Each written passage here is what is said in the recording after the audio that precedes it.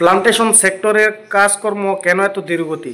বর্তমান সময়ে আপনার যখন প্লান্টেশন সেক্টর চালু হয়েছিল, ইন্দোনেশিয়া থেকে হাজার হাজার কর্মী আপনার মালয়েশিয়াতে প্লান্টেশন সেক্টর নিয়ে তারা প্রবেশ করে ফেলেছে, কিন্তু আমাদের বাংলাদেশ থেকে এখনও যাইতে পারতেছে না। এটা কেন? এটা কি আমাদের সরকারের ব্যর্থতা, নাকি মন্ত্রণালয়ের ব্যর্থতা, নাকি এজেন্সির ব্যর্থতা? আর কেন কাজ এত ধীরগতি, আজকের এই ভিডিওর মাধ্যমে আলোচনা করব। ভিডিওটি শেষ পর্যন্ত দেখবেন। আসসালামু আলাইকুম রহমতুল্লাহি বারাকাতুহু। আশা করি সবাই ভালো আছেন। আলহামদুলিল্লাহ, আমিও ভালো আছি। দেশ এবং প্রবাস থেকে যারাই আমার এই ভিডিওটা দেখছেন, আপনাদের প্রতি অনেক ভালোবাসা ও অভিনন্দন। বর্তমান সম্প্রতি সময়ে অনেক বাইরের কিছু প্রশ্ন আসে, যে বিভিন্ন রকমের প্রশ্ন প্লান্টেশন সেক্টর নিয়ে।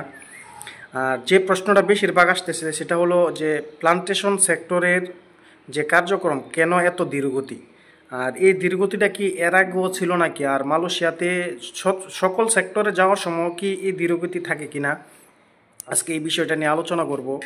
যে প্রথম যে কথাটা, যে ভাই ধীরগতি কেন?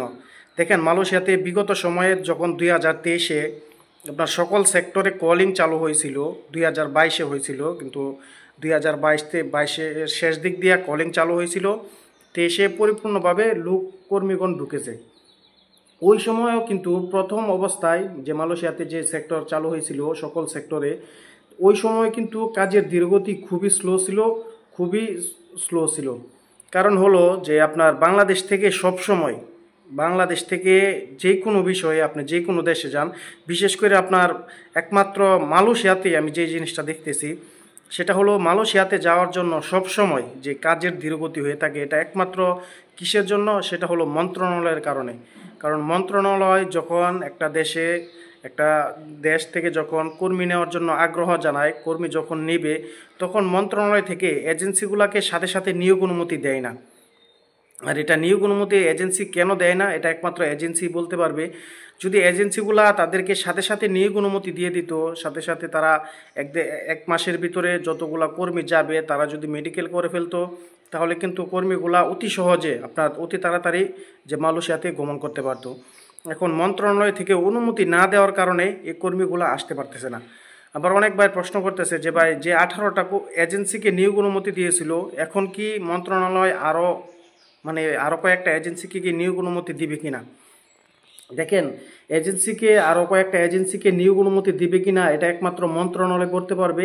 আর যে এজেন্সিগুলা আপনাদেরকে মেডিকেল করাইছে সেই এজেন্সিগুলা বলতে পারবে কেন তারা এখনও আপনার মন্ত্রণালয় থেকে নিয়োগ অনুমতি নিতে পারতেছে না। এটা কি সরকারের ব্যর্থতা, এটা কি মন্ত্রণালয়ের ব্যর্থতা, নাকি এজেন্সির ব্যর্থতা? এই প্রশ্নটা আমাকে অনেক ভাই করে, যে ভাই আপনার যে 18টা এজেন্সি নিয়োগ অনুমতি পাইছিল, এখন যেহেতু সময় বাড়ানো হয়েছে আর যতগুলা কর্মীকে মেডিকেল করানো হয়েছে, তাহলে তো তারা আসতে পারবে না। যদি আপনার শুধুমাত্র 18টা এজেন্সিকে নিয়োগ অনুমতি থাকে, তাহলে যে বাকি এজেন্সিগুলা আপনার হাজার হাজার কর্মীকে মেডিকেল করাইছে, তাহলে তো তারা আসতে পারবে না। তো এজেন্সিগুলাকে মন্ত্রণালয় কেন অনুমতি দিতেছে না, আর অনুমতি দিবে নাকি? এজেন্সিগুলাকে কেন অনুমতি দেয় না, এটা একমাত্র এজেন্সি আর মন্ত্রণালয় বলতে পারবে। আর আমি এর আগেও আপনাদেরকে বলেছি যে একমাত্র বাংলাদেশ হলো সবচাইতে বড় দুর্নীতির দেশ। এখানে আপনার প্রতিটা সরকারি দপ্তরে হাজার হাজার কোটি কোটি টাকা আপনার লুট হচ্ছে, দুর্নীতি হচ্ছে। এটা মনে করেন আপনার যত প্রজন্ম যাবে আমাদের উপরে, যত মনে করেন আরও নির্বাচন হবে, দেশ গড়বে, যত নতুন নতুন কর্মীগণ আসবে, তারাও মনে করেন এই দুর্নীতির করবে। এটা হলো আমাদের বাংলাদেশের মানুষের একটা রক্তের সাথে তাদের দুর্নীতি মিশে গেছে, যার কারণে আমরা দুর্নীতি ছাড়তে পারি না।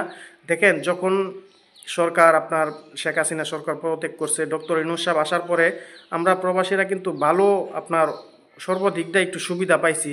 কিন্তু তখন আমরা সুবিধা পাওয়ার পরে ভাবছি যে না, আমরা প্রবাসে নতুন করে যাইতে গেলে খুব অল্প টাকা আমরা প্রবাসে যাইতে পারবো, কিন্তু এটা 1-2 মাস যাওয়ার পরে আর হয় নাই। আর যেহেতু মালয়েশিয়া যখন চালু হয়েছিল প্লান্টেশন সেক্টর নিয়ে, তখন আমরাও ভাবছি খুব অল্প টাকায় আপনার ডক্টর ইউনূস সাহেব আমাদেরকে প্রবাসে আনতে পারবে, আমরা খুব স্বল্প টাকায় যাইতে পারবো।